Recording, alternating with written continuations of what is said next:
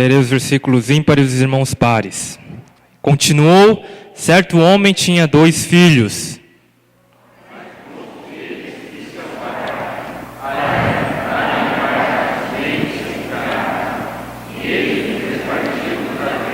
Passados não muitos dias, o filho mais moço, ajuntando tudo o que era seu, partiu para uma terra distante e lá dissipou todos os seus bens, vivendo dissolutamente.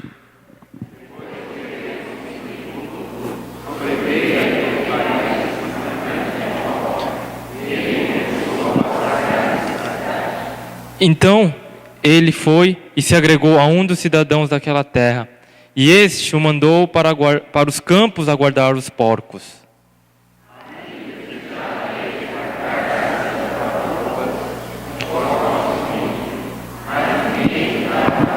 Então, caindo em si, disse: quantos trabalhadores de meu pai têm pão com fartura e eu aqui morro de fome?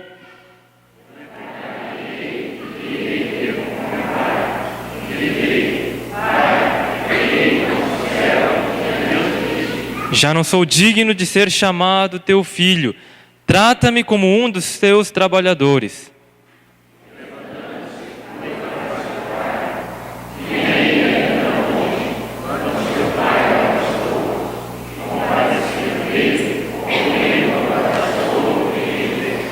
E o filho disse: Pai, pequei contra o céu e diante de ti, já não sou digno de ser chamado teu filho.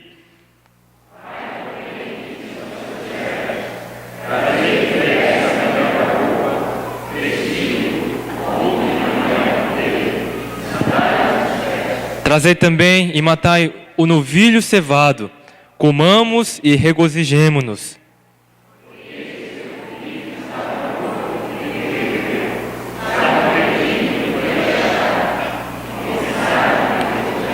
Ora, o filho mais velho estivera no campo, e quando voltava, ao aproximar-se da casa, ouviu a música e as danças.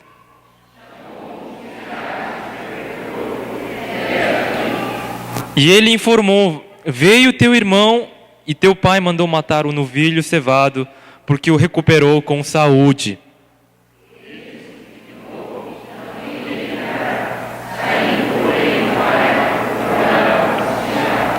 Mas ele respondeu a seu pai: há tantos anos que te sirvo sem jamais transgredir uma ordem tua, e nunca me deste um cabrito sequer, para alegrar-me com os meus amigos.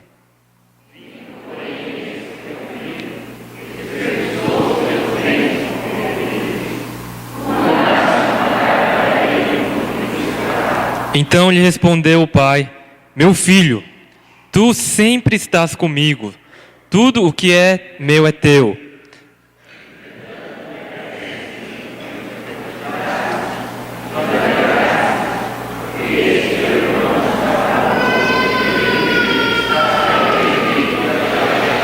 Amém. Meus irmãos, nessa passagem tão conhecida, nós temos aqui 3 personagens claramente definidos.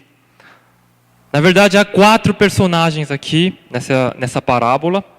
Nós vamos tratar essa noite avaliando cada um desses personagens e como isso tem a ver com a nossa realidade, com as nossas vidas.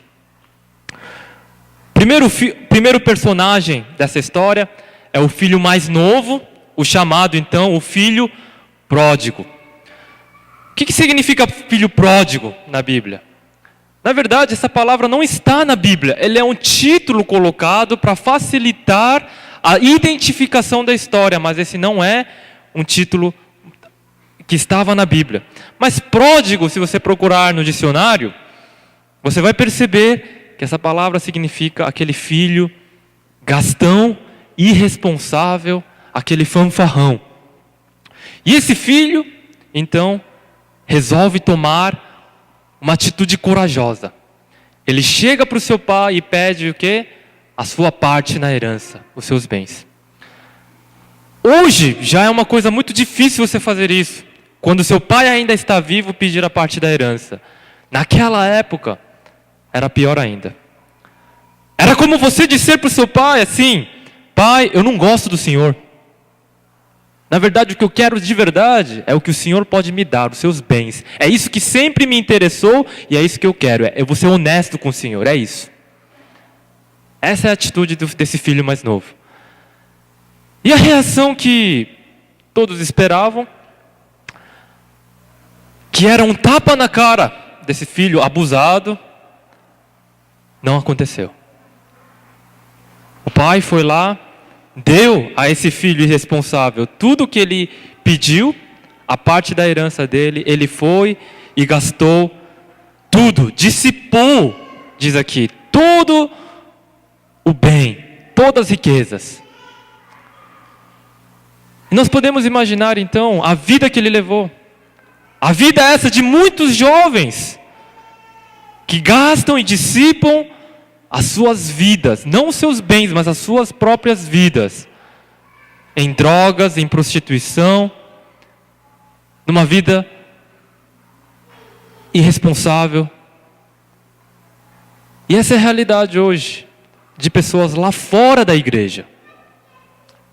As pessoas que estão fora da igreja vivem essa vida, mas estão numa vida triste, acabando consigo mesmas.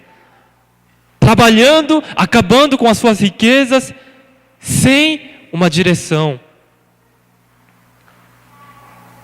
Quando esse filho resolve então gastar esse dinheiro, ele o faz não ali na sua cidade. Ele vai para uma terra muito distante. Aqui não diz, mas ele estava numa terra tão distante que era uma terra de estrangeiros, onde os gentios viviam, porque somente os gentios é que criavam porcos. E acometeu ali, naquela região, uma grande seca, uma grande fome. E seca e fome eram marcas da maldição de Deus, do julgamento de Deus sobre uma terra. O Nordeste vive uma das maiores secas. Nós sabemos que o Nordeste do país é onde há a maior concentração católica idólatra deste país. Então não há acaso nas coisas que acontecem. Não há acaso. E ali naquela região veio o juízo de Deus. Talvez aconteceu justamente por causa desse filho. Assim como aconteceu com Jonas. Quando Jonas entrou naquele navio e pegou o barco, aquela tripulação, aquelas pessoas todas naquele barco foram acometidas por aquela tempestade, e aquela tempestade aconteceu por causa de Jonas. E muito provavelmente essa seca, essa fome aconteceu por causa deste filho. Por causa desse filho. Todas as coisas cooperam para o bem daqueles que amam a Deus. Momento de crise é momento de nós revermos a nossa vida. Momento de crise é nós realmente pensarmos na direção para onde caminham as nossas vidas. E é nesses momentos de crise que as pessoas se voltam para Deus, se convertem. Pode ser este um acidente de trânsito gravíssimo, pode ser uma tragédia na família, pode ser qualquer incidente que Deus usa para acordar aquela pessoa, para que ela caia em si, assim como esse filho mais novo caiu em si. Ele cai em si e diz: eu vou voltar para a casa do meu pai, onde há fartura. Onde há fartura. E esse é o clamor das pessoas que estão fora da igreja, vivendo uma vida sem sentido.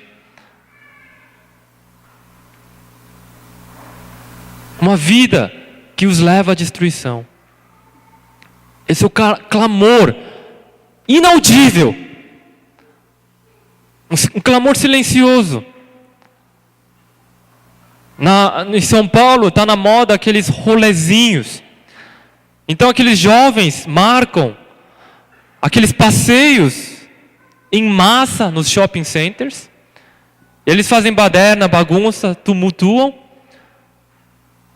E obviamente as pessoas ficam com medo, fecham as lojas. E a polícia vai lá. Mas aquilo nada mais é do que o clamor de jovens sedentos por um sentido na vida.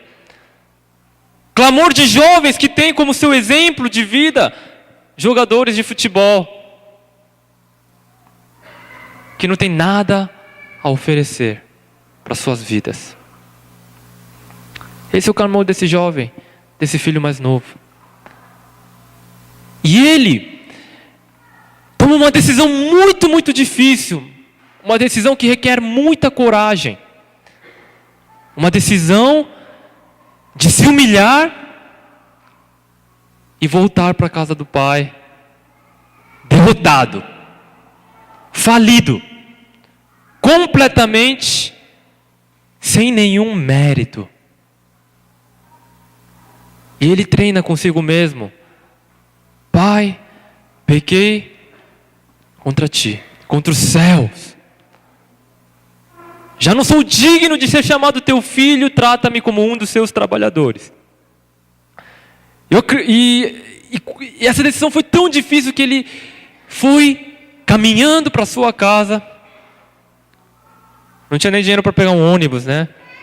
Para montar numa carroça, nada. Ele foi caminhando. E na medida que ele caminhava, creio eu que ele estava repetindo, com medo, essa frase: Pai, pequei contra ti. Pai, pequei contra ti, contra o céu. Trata-me como um dos seus trabalhadores, como seus escravos. Que nem aquele jovem, né? Tem tantos jovens aqui que vai namorar pela primeira vez e está tremendo assim, né? Está tremendo, vai falar, vai chegar para aquela menina bonita e vai pedir, né? Você quer namorar comigo? E ele vai treinando, né? O que eu vou falar? Vai treinando. E o medo desse jovem foi uma coisa semelhante, mas ele foi treinando também. Para chegar, para enfrentar o seu pai e falar essa frase para o seu pai. É preciso coragem. É preciso coragem. Se tem aqui nessa noite que ainda não entregou a sua vida a Jesus Cristo, isso é uma decisão que requer muita coragem. Porque você vai estar reconhecendo publicamente que a sua filosofia de vida, o seu modo de vida, a sua experiência não vale nada. Tudo está errado. E que você precisa mudar e entregar a sua vida a Cristo. E Ele fará tudo novo na sua vida. É a maior decisão da vida de uma pessoa. É uma decisão que requer muita, muita coragem. E esse jovem, ele só reconheceu isso quando ele chegou no fundo do poço. Não havia mais onde cair. Porque para um judeu, ficar ali junto com os porcos era a contaminação, a imundície total. Não havia fundo do poço maior do que aquele. Daí nós olhamos então, passamos para o segundo personagem dessa história de Jesus. O pai. O pai, ele é um nobre. Ele é um senhor de terras, um aristocrata. E ele era um senhor que tinha muitas terras e muitos escravos e muitos servos. E quando seu filho mais novo chega e pede para ele a herança, ele tinha todo o direito de recusar, de disciplinar aquele filho irresponsável, mas ele não o faz. Pelo contrário, ele vai e se humilha. Porque vender as terras naquela época não era tão simples como hoje, que você coloca uma placa de venda-se, fala com uma imobiliária e coloca a venda e os interessados vêm, você assina uma papelada e está resolvido. E você recebe o dinheiro. Não era tão simples assim. Você tinha que ir para todo um processo de se apresentar para os outros nobres da cidade, explicar a razão da venda daquela terra, porque não se vendia terra. A promessa que Deus fez para Abraão era por um descendente e por uma terra. E quando Moisés entrou na terra prometida, quando Moisés leva o povo até a terra prometida e Josué divide aquela terra que manava leite e mel, cada tribo recebe a sua porção. E aquilo pertencia àquela tribo, àquela família. Você não vendia em hipótese alguma. E se você precisasse vender por alguma falência, por algum motivo extraordinário, depois de 50 anos, no ano do jubileu, você recebia tudo de volta. Porque pertencia à tua família, à tua tribo. Então ele vai por esse processo de explicar para as pessoas o porquê que ele estava vendendo. E quando ele fala que vai vender aquela terra para dar para o filho mais novo, que quer ir embora, todas aquelas outras pessoas devem ter dado risada da cara daquele pai, chacotado dele, humilhado ele até. Você é um irresponsável. Você não sabe que seu filho vai gastar esse dinheiro com coisas indevidas? Obviamente o pai sabia. Obviamente o pai sabia. Não obstante, aquele pai vende, passa por toda aquela humilhação e dá para o seu filho irresponsável a parte da herança. Não só isso. Esse pai, quando o filho volta, lá de longe ele o avista, e sem conseguir se conter, ele sai correndo abraçá-lo. Talvez isso não diga muito para você, mas naquela época isso era uma ofensa muito grande. Um nobre, um senhor de terras, jamais corria. Isso era uma coisa para crianças. Era coisa para escravos, não para um aristocrata. Ele tinha um protocolo a seguir. Então, eles usavam aquelas roupas que parecem aqueles vestidos, né? Eles usavam aquelas roupas, não usavam calças. E para você correr, você precisava levantar o vestido e mostrar as suas pernas. É que nem aquela noiva que sai correndo com o vestido levantado. Imagina a cena daquele senhor de terras que levanta a sua roupa, mostra as suas pernas na vista de todos os servos e sai correndo abraçar o seu filho. Quer maior humilhação do que essa? Mas ele não se importava com protocolos. O que ele queria era ver o seu filho de volta. E o fato do pai sair correndo ao encontro do filho indicava outra verdade, que ele o aguardava todos os dias ali, na porta de casa, na varanda. Provavelmente as refeições não tinham mais alegria. Ele comia rapidamente e sentava ali fora, olhando para o horizonte todos os dias, esperando que aquele filho um dia voltasse.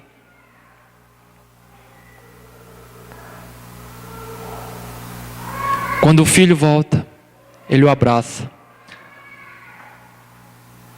O filho começa a dizer: pai, eu pequei contra ti e contra os céus. Mas notem aqui, meus irmãos, no versículo 21, que esse filho não termina a sua frase. Ele diz aqui: pequei contra o céu e diante de ti já não sou digno de ser chamado teu filho. E antes dele completar a frase, me trata como um dos seus trabalhadores, o pai já o corta dizendo: não, você é meu filho. E coloca o anel da família o anel da família. E manda matar o novilho cevado para ele. O novilho cevado. Notem aqui, meus irmãos, no versículo 23, trazei também e matai o novilho cevado, o único novilho cevado que eles tinham. Lá no Oriente Médio, não é comum você criar bois. Bois não crescem muito bem ali naquela região. Então você vê uma preponderância maior de ovelhas, de cabras.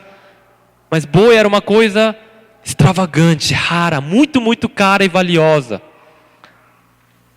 Mas aqui não é um boi velho, que trabalhou todos aqueles anos e podia ser sacrificado. Não, é um novilho cevado, bem alimentado, bem tratado, bem gordo, um filhotinho, que ainda poderia crescer muitos e muitos quilos e dar muita carne.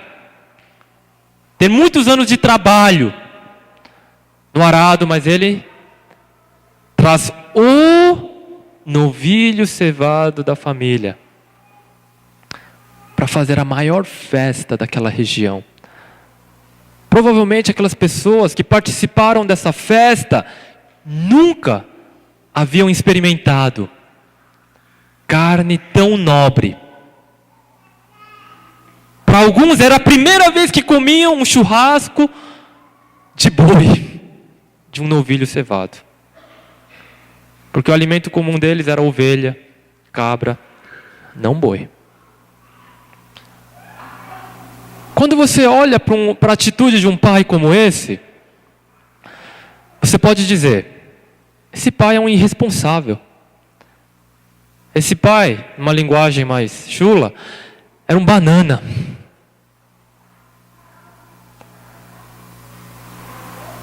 Na verdade, esse título dado aqui para essa parábola, o filho pródigo, não é um título muito bom. Porque na verdade o gastão, o irresponsável, é o pai. É o pai, não o filho.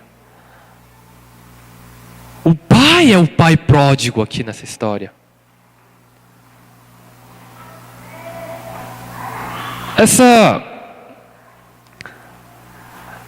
parte da história, esse segundo personagem, todos nós e todos os ouvintes de Jesus naquela época já identificaram ali. Ele está falando de Deus. Ele está falando de Deus. Ele está falando de um atributo, de uma característica de Deus que não está expressa aqui com palavras, mas com ações. E que palavra é essa? Ágape. Amor.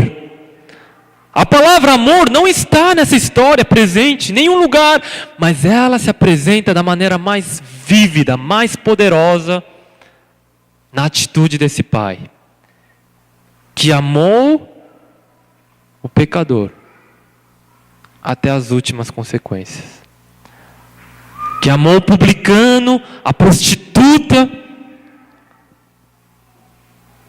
que amou a nós, eu e vocês. É por causa desse amor que nós estamos aqui, comemorando essa data festiva, 29 anos dessa igreja, que proclama esse amor de Cristo, e que continuará, pela graça de Deus, proclamando esse amor, desse Deus. Daí então nós passamos para o terceiro personagem dessa história, que é o filho mais velho. O filho mais velho, então chega, pergunta o que acontece, ele descobre o que está acontecendo. E a reação dele é de ira, é de raiva, é de ódio. Porque ele diz lá para o seu pai que ele trabalhou como um escravo todos aqueles anos na igreja. fazendo o trabalho de Deus. Obviamente ele estava falando aqui dos fariseus, dos líderes daquela época, que não aceitavam em hipótese alguma a entrada na comunhão daqueles publicanos, daquelas prostitutas e daqueles pecadores. Essa é a atitude de muitas pessoas dentro da igreja, infelizmente. Infelizmente. Quando entra um bêbado na igreja, quando entra uma pessoa com uma vida moral deturpada, quando entra na igreja uma pessoa que não é muito bem aceita na sociedade, qual é a nossa atitude? Quando entra uma pessoa pobre na igreja, qual é a nossa atitude? Infelizmente, meus irmãos, muitas igrejas, muitos crentes têm essa atitude do filho mais velho. E brigam por causa de questões menores, racham igrejas, por ciúmes, por ciumeiras bobas, porque acreditam que eles têm algum mérito diante de Deus. Mas na verdade aqui, meus irmãos, Jesus está apontando para um problema muito, muito sério. Muito, muito sério.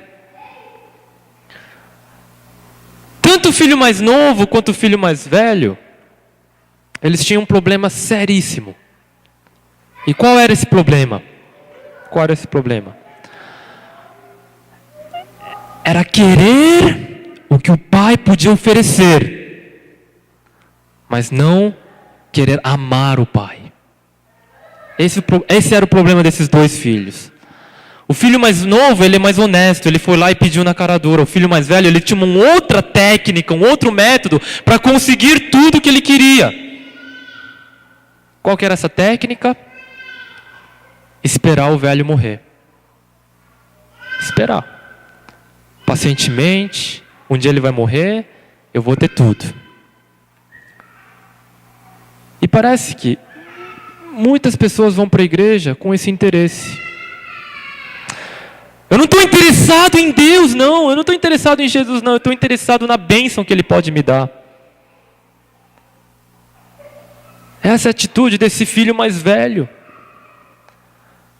Não se enganem, meus irmãos. Religião vazia mata. Religião vazia mata. Filho mais novo retrata aquelas pessoas mais aventureiras, mais corajosas, que tem a coragem, a cara de pau de pedir as coisas, de fazer as coisas. Filho mais velho retrata o tipo de pessoa mais moralista, que gosta de religião, gosta de se sentar num banco de igreja, deixa bem quentinho, mas que no fundo, não está interessado nem um pouco no pai, mas está interessado no que o pai pode dar. E por isso que ele reage dessa maneira, com raiva, dizendo: nenhum cabrito você me deu, mas você matou o novilho cevado para esse teu filho. O novilho cevado. E essa história termina de uma maneira muito triste. O filho mais velho não se arrepende. O filho mais velho, ele simplesmente acaba com ódio no seu coração e não aprende a lição, não entende o pai, o amor do pai. O fariseu tinha as escrituras, ele estudava as escrituras, mas não conseguia entender quem era Deus. Muitas pessoas estão dentro da igreja e não conseguem ainda entender quem é Deus. Quem é Deus para você? Quem é Deus para você?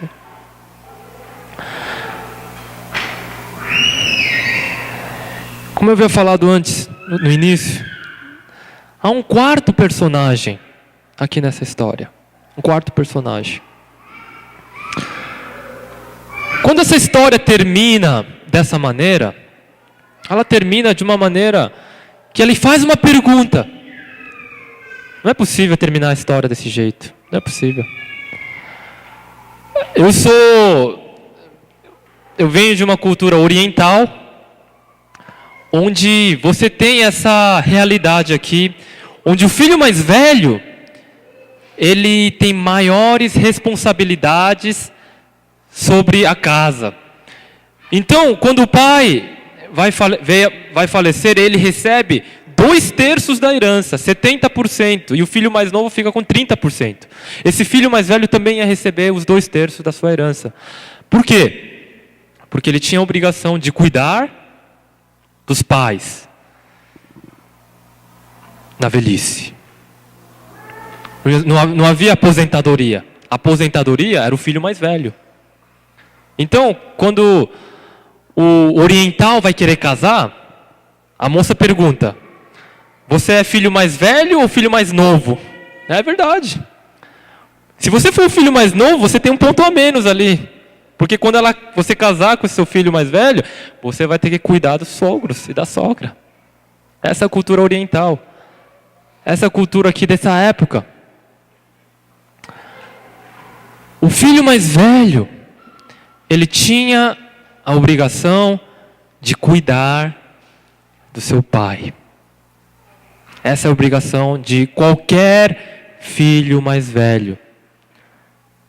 Esse filho mais velho era um mau filho, era um péssimo filho. E essa história nos remete então para aquela expectativa, para aquela esperança de um filho mais velho ideal. Aquele filho mais velho que, olhando para o seu pai, sem vontade de se alimentar, porque olhava aquela cadeira vazia, o lugar do filho mais novo. Aquele filho mais velho que se conduía com o seu pai quando ele ia lá para a varanda esperar pelo seu filho todos os dias. Ele tinha que zelar pelo interesse do seu pai. E ele, como um bom filho, teria que ter feito o seguinte: pai, vamos fazer o seguinte. Eu vou atrás desse filho. Eu vou atrás dele. Mesmo que precise gastar toda a nossa riqueza, mesmo que a gente precise espalhar pessoas aí, mundo afora, gastando tudo que a gente tem, pode deixar comigo que eu vou fazer isso. Essa é a expectativa do filho ideal, do filho mais velho ideal. E sabe quem fez isso? Jesus Cristo. Jesus Cristo fez isso. Ele deixou a riqueza dos céus.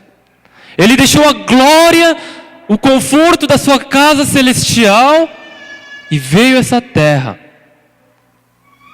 Gastou todas as riquezas, gastou a sua própria vida, se sacrificou como aquele novilho se sacrificou para que houvesse uma festa nos céus. A festa nos céus só é possível com um sacrifício. Aquela festa quando o filho mais novo volta, aquela festa maravilhosa, aquela festa de uma vida, só foi possível por aquele alto sacrifício daquele novilho. E a festa que nós vamos gozar no céu vai ser por causa desse sacrifício. O sacrifício do filho mais velho, verdadeiro, que desceu do céu para nos salvar. Para nos salvar.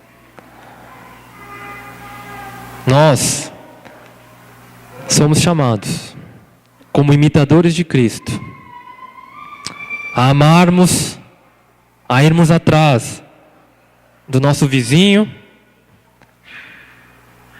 a irmos atrás daquelas pessoas na cidade vizinha, sem igreja, a irmos para os outros estados, e a irmos até povos distantes que não conhecem este amor de Deus, para proclamar esse amor. Nós somos chamados para fazer isso. Essa igreja não está simplesmente completando mais um ano de vida na terra. Ela está completando anos onde a responsabilidade dela cresce diante de Deus. E quanto mais madura é uma igreja, maior responsabilidades ela tem. Que Deus abençoe essa igreja, a todos os irmãos. Vamos orar. Senhor nosso Deus, muito obrigado por essa noite, onde nós somos, ó Pai, envergonhados diante do Teu amor, envergonhados, ó Pai, diante do Teu sacrifício, do alto preço que o Senhor pagou. E nós queremos, ó Pai, responder essa mensagem com as nossas vidas, Senhor. Uma vida de entrega, uma vida de sacrifício, uma vida que ama ao próximo, Senhor. Não importa onde ele esteja, não importa quem ele seja. Senhor, ajuda-me a amar. Senhor Deus, abençoa-nos, ó Pai. Esse é o nosso pedido, em nome de Jesus. Amém.